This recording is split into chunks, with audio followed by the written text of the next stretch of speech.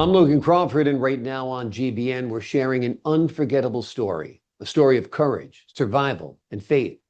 The name of the book we're talking about today is Resilience, a story of courage, love, hope, and faith. It's written by a terrific author. Her name is Lucia Mare.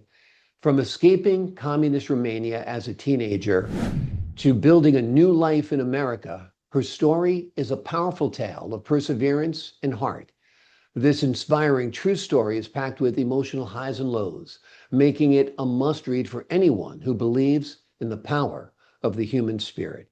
We're delighted to have this very talented author join us here today. We thank the team at Atticus Publishing for helping us put her on TV today. We ask viewers like you to support authors like her by subscribing to our channel, by purchasing her amazing book. The links are below this interview. Lucia, thank you so much for joining me here today. Thank you for having me. This is such an incredible story. You were such a brave young girl at 17 to escape Romania as a stowaway. Tell us more about that. Well, where should I begin? Actually, it started when I was little, when my mom died. But growing up, it was very hard, like very hard. And then after communism in '89, everybody kind of start to fled Romania, going to other countries. It was very hard to get a visa, of course. So, a lot of people just fled to other countries illegally. And I was 17, and that's when I decided, I was like, okay, this is my chance to go and escape this, because in my mind, I was always, that's it for me? You know what I mean? It's like, I think I can do more. So, and that's what kind of drove me to see what's out there, what I can do. Yeah. And the ship that you stowed away on was destined for where? Canada. I mean, not the ship. It was actually, the containers. The truck driver is, you transport containers on the ship. It was like a list every day, and the group that I was with, they all checked the list in a port to see which containers goes where.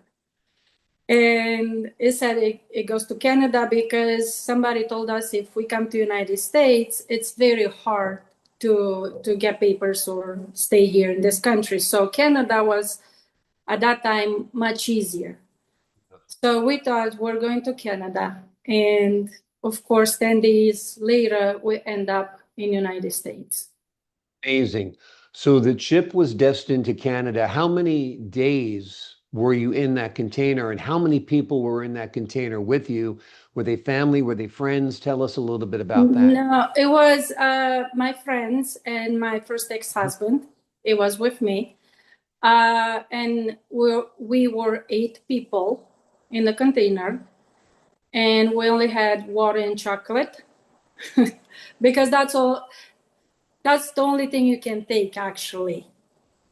Right. So 10 days, because it was 3 days we got in, and it took about 3 days until they loaded up the container into the ship. So in about 7 days, and we stopped at Boston. 10 days in that container in total darkness? Yes. We had some flashlights. We had cards, to play, to pass your time. I knew I am sick in a car. When I ride in a car, I knew I'm sick in a train.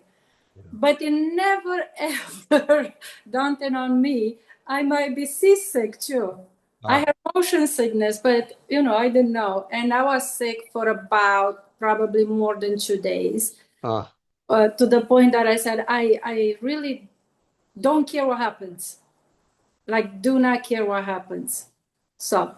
You just wanted to get out of Romania. I just wanted to stop, or something to happen. But the guys that I was with, which were my friends back home, they said we should just scream and yell or do something, to get out. And I said, no, just wait, because this is going to settle down, I think. Yeah. And eventually it did. Yeah, because you could have dehydrated and died in that situation, being that sick. Yes, but I never thought of that. Well, thank goodness you're young. When you're very young, sometimes you don't think of bad consequences like that. Okay, so eventually, 10 days later, you make it to the United Yeah. States a few days after arriving in Canada, or did the boat go to the United States? No, no, the boat came to United States. It was in Boston. Mm. We end up in Boston, and prior, about 2 days prior, before we stopped, we start making a noise, and finally some workers who worked on the engine down below, because that's where our container was set. I mean, you don't know where you're gonna end up. So they heard about us and they're like, oh my God, there are people here. But they could not come inside because it was like the containers were next to each other and then piled up. So they blocked the door just a little bit. They could. And when we end up in Boston, they said, just wait because we need a special crane to come and take whatever it was on top of us so we could get out. Good God. So you finally get out after more Yeah. than a week in this thing. You're basically starving because you've only had water and chocolate. Yes. Um, where do you go? Where do you Well, stay? How do you live? well, no, actually, I remember it was the immigration waiting, one by one when we came off the container. They said one by one, and they put handcuffs on us. We went to the boat where it was, the cabin, and it was another 8 people there and another 4. So the total, we were 20. And I was the only girl, I should say, not even 18. And Wow. that's when they start freaking out because they said, this is a woman, it's a girl. And they're like, what? No, no, no, that's not possible. And they say, yes, it is. Hmm. So I had about 2 or 3 people asking me questions, and I did not know why they keep asking me questions and asking me questions. And I said, there's nothing wrong with me, except I was so dirty, from the being Yeah. inside. But then they ask you, what do you ask for? And we knew to say we ask for political asylum. So, and that's when they start processing the names and finally, I don't know, from 1 p.m. or 2 p.m., I think it was close to 12 at midnight, they put us in a Greyhound, the bus, and we got uh, transported to New Jersey. Oh, they process you for hours. They put you on a Yes, Greyhound bus from Boston to New Jersey. Are you yes, fed at any point in New yes. Jersey? Is there a shelter for No, you? on the bus they gave us a sandwich and it was an apple. They even show us the movie. Was it Coming to America? I remember it was Nicole Kidman and Tom Cruise. Yeah, I think it's coming to Yeah. America. Yeah. Oh, that was beautiful. Yeah, exactly. Since you had just arrived in America, it's great to see Coming to America. And that's an immigrant story as well, people coming Yes, from Ireland, I believe. So yes, that's wonderful. So it was scary at first. You were very, very sick. They put you in yes, handcuffs. They questioned you, but then you were eventually embraced by the United States, yes. right? Yes, I was, especially because the first time they put us in a hotel right by the airport in New Jersey because we had to go to the interview with the immigration. Hmm. So, and I was by myself because I was a woman, and I had a police officer, which was a woman, with me in a room. And I remember I got to the hotel room, I did not speak English. So that was the biggest problem, no English at all. And I told her I need to take a shower, and she showed me how to do it. And I said, okay, I can manage now. And because I was so dirty, I remember I put, I drew a bathtub. I took a bath. I drained the water. I did it again. By the third time, she was knocking on the door if I'm okay. If I'm okay. And I said, yeah, yeah, yes. Exactly, exactly. I had 10 days worth of yuck to get off of me. Yeah, I completely understand. How eventually you become a citizen. When did you become a Yes. citizen? And how did it feel to finally be a citizen of the United States of America? Oh my God, that felt great. I mean, just great. In 2001, February. Wow. I became a US citizen, yes. How old were you at that point? I don't even know. I have to count back. Okay, okay.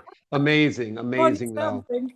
Amazing. That's a wonderful story. It's a remarkable story. When you hear about what's happening to immigrants right now, what are your feelings? What are your thoughts? My feelings is, I mean, before this administration, I